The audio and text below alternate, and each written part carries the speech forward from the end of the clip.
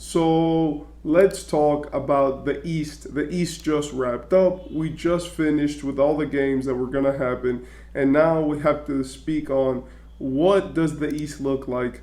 Yes, I will do a video on the West, but since the East matchups were earlier and they happened sooner, then now we can talk about how these matchups are going to affect the playoffs and how the teams ended up. And by the way, there was some upsets with the end result. First, I want to say New York just finished, and I'm making this video as soon as the New York game finished, the New York and Chicago game, which was the last game of the Eastern Conference in the final day of the year, and Boston got the first seed. They won 64 games, a historic season for Boston.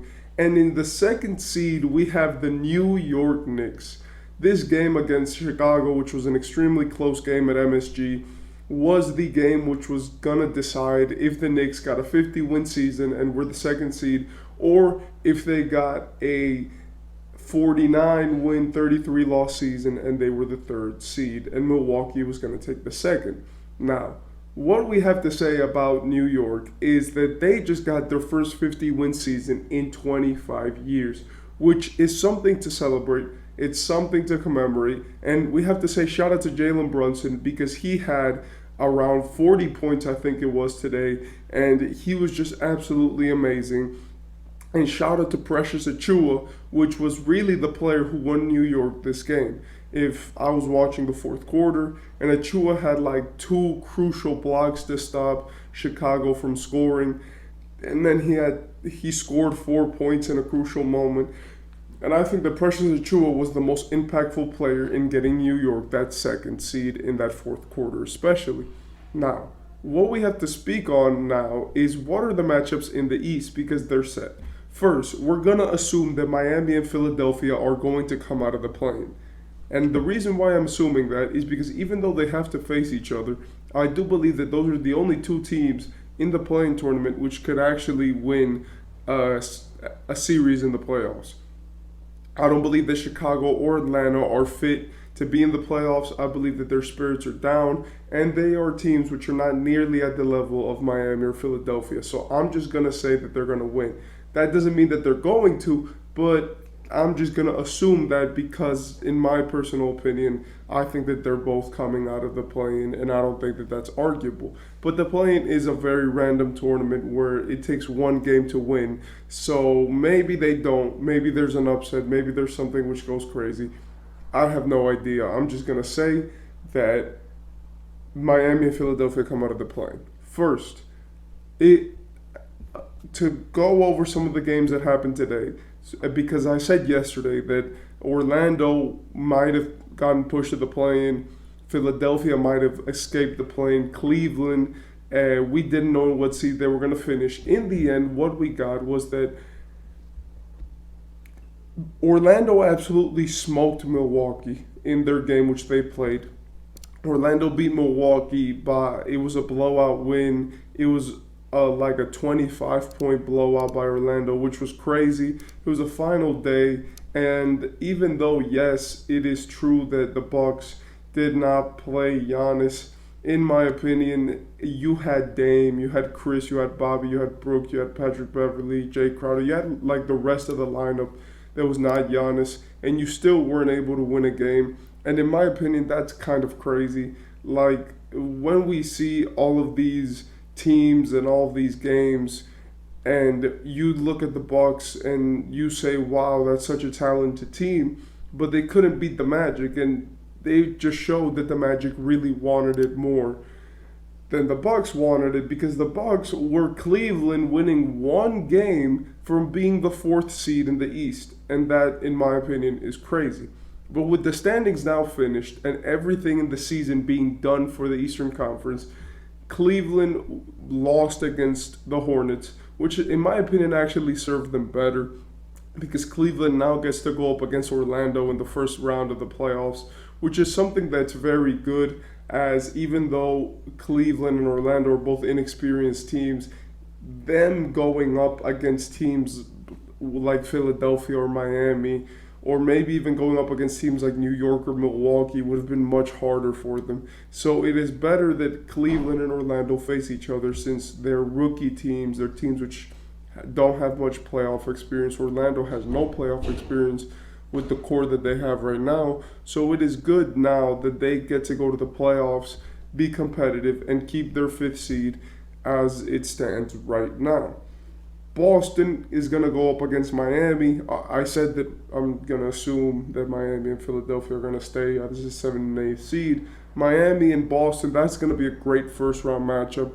As we know, Miami is a team which could win any series, and we saw them last year go from the play-in tournament to the finals and beat Boston, but I do not think that they're beating Boston this season.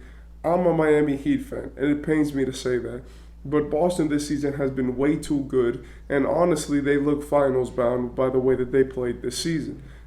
They had 14 wins more than the second place in the East, and they absolutely smoked in their last game the Wizards. They won by 10 points, and like none of their starters were playing. None of their starters were playing, and they smoked the Wizards by 10 points. So, if we're being honest, Boston is looking very, very scary going into the playoffs, especially when you consider the fact that their bench has gotten significantly better with the progression of some of the guys that are there. New York is going to go up against Philadelphia. Philadelphia and New York is a matchup which we saw last season. Obviously, Philly did have some problems with the seeding this season, but I do believe that Philadelphia wins this game or this series because Philadelphia beat New York last year, if I'm not mistaken. And Philadelphia looks much better. They have a better coach. They have a better system. And Joel Embiid looks like the MVP. And the only reason why they're the 7th seed and they're not, the second or third is because of the Embiid injuries. And even with all the injuries that happened to Embiid and everything that happened throughout their season, they were still only 3 games away from being a 51-win team. So that means if Embiid came back a little bit earlier, they would have gotten to the postseason very comfortably. And the reason why I say that is because as soon as Embiid came back, I don't think the 76ers have lost a game. They won 8 straight, getting themselves into the 7th seed, just being in complete dominance of the league. When you look up the real standings, the 76ers and Pacers are tied, if I'm not mistaken, but I don't know how that's going to work since the 6th, 7th, and 8th seed. Since the 5th, 6th, and 7th seed are tied, I don't know how those tiebreakers work, but I'm just going to guess that Philadelphia is in the play-in and that they're going to go up against the Knicks. Indiana landed the number 6 seed after their win today, and they're going up against number 3 Milwaukee, which is something of much importance for Milwaukee. And I just figured out why.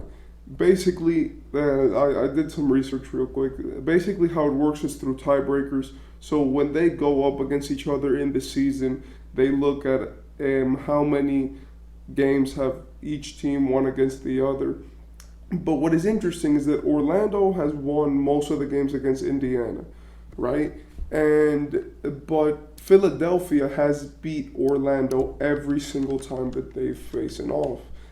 So does that mean that the Sixers get the 5th seed, but Indiana has beat the Sixers 2 times out of the 3 times that they've played? So there's a weird situation there where it's like even though Orlando has a positive record against Indiana, they have a negative record against Philadelphia. I don't know how that works because then that would mean that it would probably be Orlando, Philadelphia, and then Indiana. As I saw it when I was watching the game, I'm talking about the standings that they put up on the screen. And when they put them up on the screen, they put Orlando 5th, Indiana 6th, and Philadelphia 7th. Then to talk about Milwaukee and Indiana, that's probably a great matchup for Milwaukee. You know, they even though Indiana has beaten them a few times this season, Milwaukee is more playoff ready, and I think that they actually get to skip over the first round pretty easily, unless Indiana turns it up and Milwaukee keeps playing like trash. And finally, Cleveland versus Orlando. I already spoke on how this is a good matchup for both of them, and I do think that Cleveland would take that. With Chicago and Atlanta at the end, I think that it's okay. You know, you guys made it this far. Maybe one of them sneaks into the playoffs, but I highly doubt it if I'm being 1,000% honest.